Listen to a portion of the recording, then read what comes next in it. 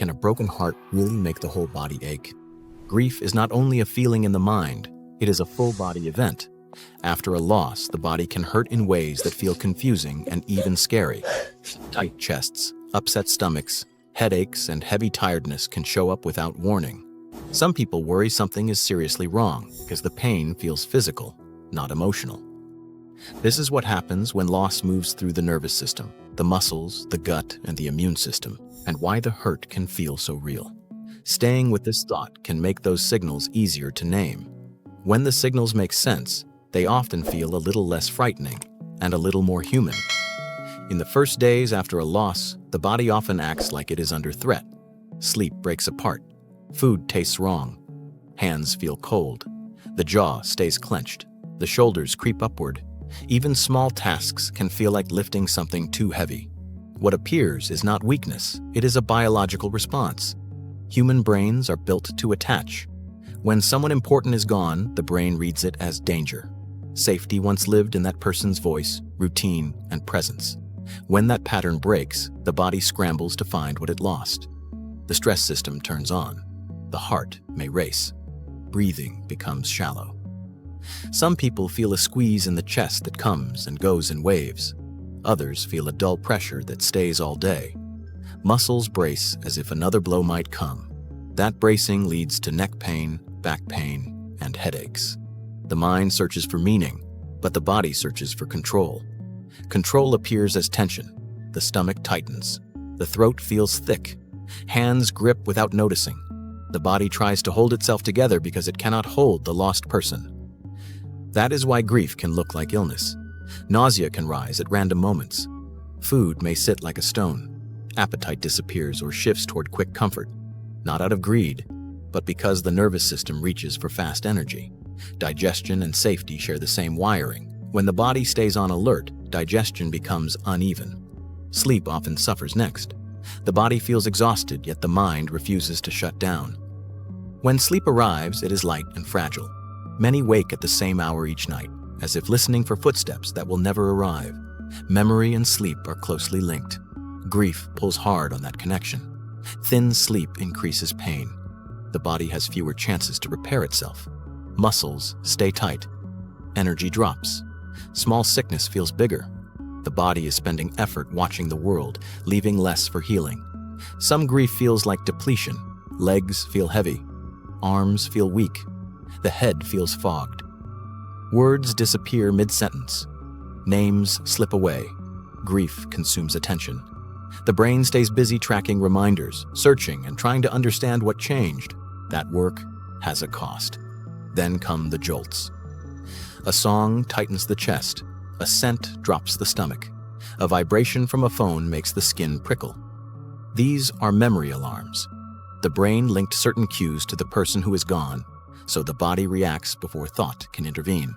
This explains why grief comes in waves. It can be quiet for an hour, then overwhelming. Calm in the morning. Heavy at night. The brain is slowly learning the person will not return, while older expectations insist they should. Some notice heart sensations, palpitations, shortness of breath. Stress can affect the heart.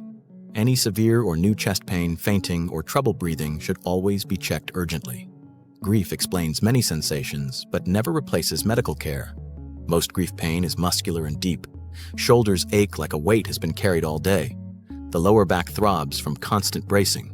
The jaw hurts from hours of clenching. Headaches follow tension, dehydration, and tears. Crying itself causes soreness. The chest heaves. The stomach contracts. Afterward, the body feels spent, like it ran a long distance.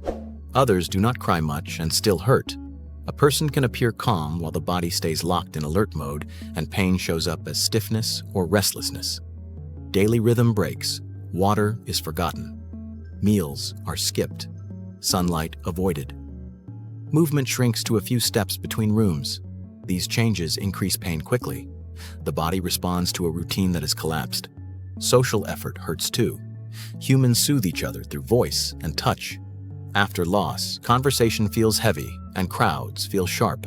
The body reacts with tension and fatigue, not because connection is unwanted, but because it costs more when the heart is raw. Sometimes numbness arrives.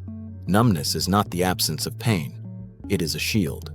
When the brain senses overload, it turns down feeling to keep functioning. Underneath, the stress system still hums, creating aches and fatigue. As time passes, something confusing happens. The body may feel better on a day when the mind feels worse, or the mind steadies while the body crashes. Grief comes and goes rather than moving forward in a straight line. The body and mind process at different speeds. One belief sharpens pain, the belief that the body should be over it by now. That belief adds shame. Shame tightens the chest and throat. Shame keeps muscles braced. When grief is treated like a deadline, the body stays tense. The body does not need pressure. It needs steadiness. Water, simple food, warmth, gentle movement, slow breathing. These are not cures. They are signals that the moment is survivable. When those signals repeat, the nervous system loosens in small steps. The jaw releases for a second. The shoulders drop. The stomach settles. Sleep returns in fragments. This does not mean the loss mattered less. It means the body is learning to carry it without constant alarm. And then comes the realization that changes everything. Pain in the body is love searching for somewhere to go. The ache belongs to the attachment system, built for closeness, now forced to live with absence. The body is not malfunctioning. It is doing what it was designed to do: search, protest, and slowly adapt. The pain of grief isn't only about loss or damage. It is also proof that something was deeply right. The bond was real. Safety lived in shared routines and ordinary moments. When that bond breaks, the body loses its map. That is why pain moves.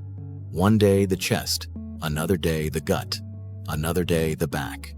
The body is not being dramatic. It is trying to redraw its map. The mind understands loss with words. The body understands it through sensation. As the body builds a new map, strange feelings appear. Ease brings guilt. Laughter feels like betrayal. Rest feels like forgetting. But rest is not disrespect. It is repair. The nervous system needs space to keep carrying memory. Pain will return. Dates, chairs, phrases. The body may always react. The goal is not to erase reactions. It is for them to pass without consuming the whole day. Grief can hurt physically, and that pain can make grief feel endless. But the body is not working against you. It is a messenger. Each ache signals that something mattered. Each tight breath is protection trying to adapt. Over time, the body recognizes new safety, not the old safety tied to one person, but a quieter kind found in routine and support. The bond does not disappear. It changes shape. Some nights, the body still listens. The chest feels heavy. The stomach turns. Not because healing failed, but because hope once lived there. Hope does not leave on command. It lingers in muscle and breath. The body does not need convincing that the loss is real. It already knows. What it needs is proof that survival is possible inside the pain. That proof arrives quietly, when breathing deepens without effort, when hands rest open, when food settles, when sleep lasts a little longer. These moments are subtle, but the nervous system notices.